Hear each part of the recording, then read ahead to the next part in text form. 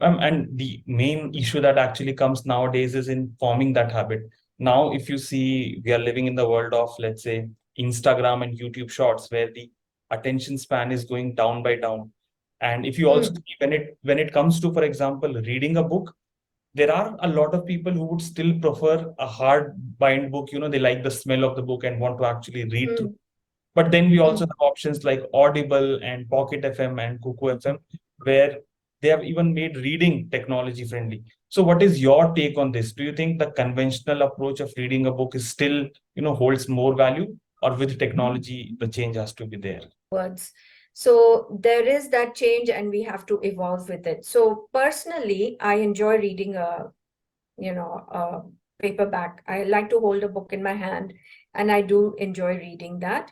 And I also have a Kindle, so I will read books on a Kindle. I also at times listen to audiobooks, but mostly I prefer to have actually a paperback. Yes. I'm talking about your first novel, Karmic Blues, that was also published in Denmark. So, can you tell us more about that?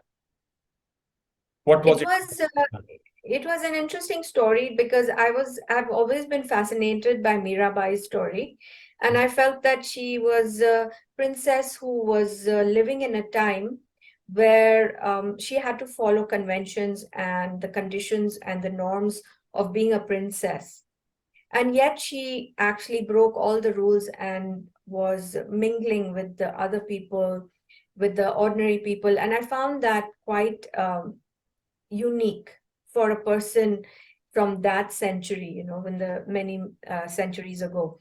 So I actually used her story and weaved it with a modern day Okay. character who experienced this kind of conditioning in her life in modern day, but admired Mirabai for stepping out of her comfort zone and challenging the society's norms, and yet doing what she loved to do, her passion. So this particular character in the modern day challenged that and went out into the world and did her own thing. So it sort of weaved the two stories together. And I think that's what probably the cultural aspect, the journey into India, different cities in India, that whole beauty and the historical beauty and the geography is what I brought out in the book. And I think that's what the Danish people and the Danish publisher really liked about the storyline. So then he took it on and had it translated.